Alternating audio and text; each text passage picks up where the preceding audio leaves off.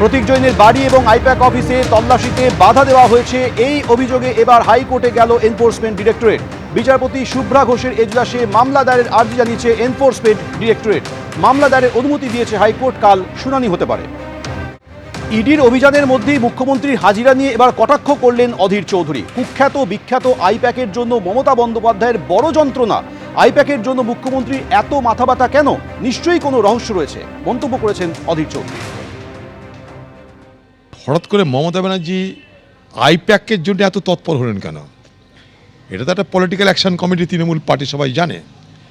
এই আইপ্যাকের পরামর্শে, তাদের বুদ্ধিতে, তাদের সমস্ত কিছু আদেশে নির্দেশে টিএমসি পার্টিটা চলে। এই আইপ্যাক মনে করুন গ্রামে কে পঞ্চায়েত প্রধান হবে, কে পঞ্চায়েতের টিকিট পাবে, কে অঞ্চলের সভাপতি হবে, সব কিছু তারা ঠিক করে। অকশান, তার জন্য অকশান হয়, এমনি এমনি না। ব্লকের সভাপতি কী হবে, জেলা সভাপতি কী হবে, ডিস্ট্রিক্ট চেয়ারম্যান কী হবে, পঞ্চায়েত সমিতির সব তৈরি করে এই আইপ্যাক অকশান করে। সেই টাকা চলে যায় খোকাবাবুর কাছে এবং তারা তো নিজেরা মারেই সেই টাকা। তো সেই রকম একটা কুখ্যাত বিখ্যাত আইপ্যাকের জন্য মমতা ব্যানার্জির সুখ্যাতি নষ্ট হতে পারে, তার জন্য তার বড় যন্ত্রণা হচ্ছে, তার জন্য তিনি দৌড়ে গেছেন।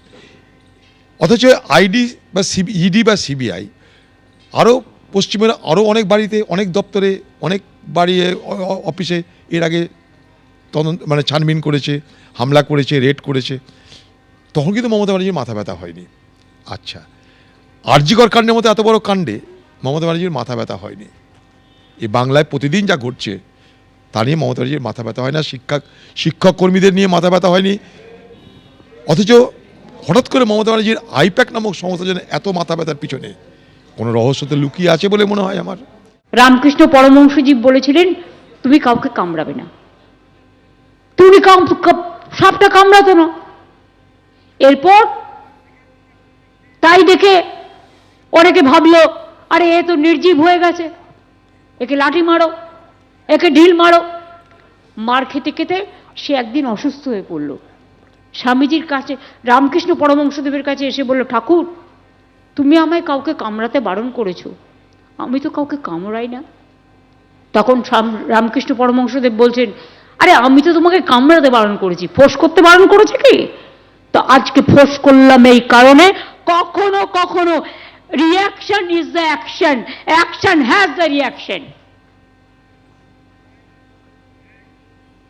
তুমি আমাকে এক গালে ঘুষি মারবে আর আমি কি আর একটা গাল পেতে দেবো? আমি তোমায় ঘুষি মারতে চাই না। আজ সকাল থেকে আইপ্যাকের অফিস এবং আইপ্যাক কর্ণধারের বাড়িতে ইডির হানা, আর সেই খবর পাওয়া মাত্রই পৌঁছে গেলেন মুখ্যমন্ত্রী। প্রথমে লাউডন স্ট্রিটে আইপ্যাক কর্ণধারের বাড়িতে মুখ্যমন্ত্রী পৌঁছে যান এবং সেখান থেকে পৌঁছে যান তিনি আইপ্যাকের অফিসে, যেখানে বেশ কয়েক ঘন্টা তিনি ছিলেন।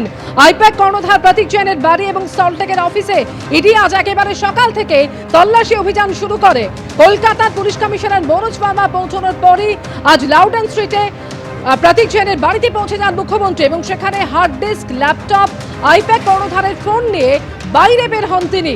এরপর লাউডন স্ট্রিট থেকে আইপ্যাক কর্ণধারের অফিসে পৌঁছে যান মুখ্যমন্ত্রী। সল্টলেকের অফিস থেকে বেশ কিছু কাগজপত্র এবং ফাইল তোলা হয় মুখ্যমন্ত্রীর গাড়িতে।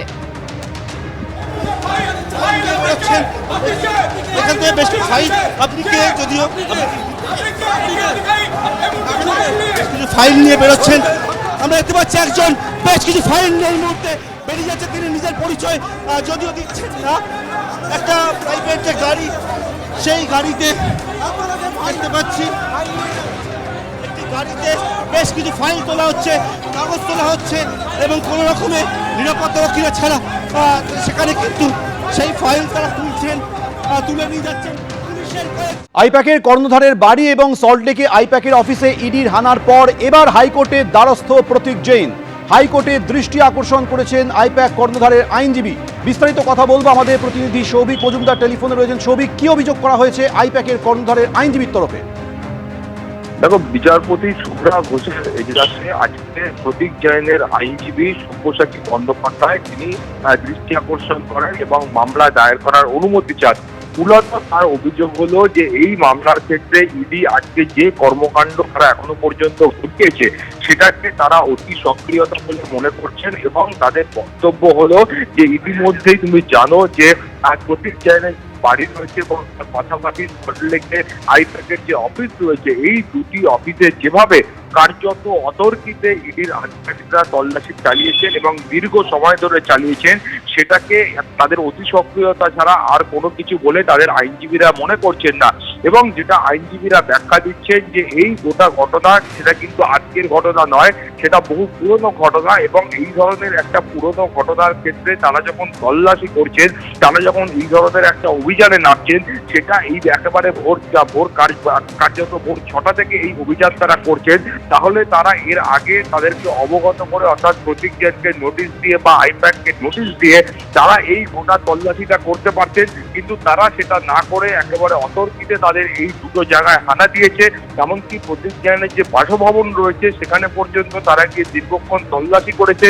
ফলে এই গোটা বিষয়টাকে প্রতীক জৈন মনে করছেন যে এখানে ইডির আধিকারিকরা তারা অতি সক্রিয় হয়ে উঠেছে, যেটা কার্যত নিষ্প্রয়োজন ছিল, এবং এই ঘটনার ক্ষেত্রে একেবারে শুরু থেকে ইডি যেখানে যেখানে যা যা সহযোগিতা প্রয়োজন ছিল সেই সহযোগিতা তারা পেয়েছে।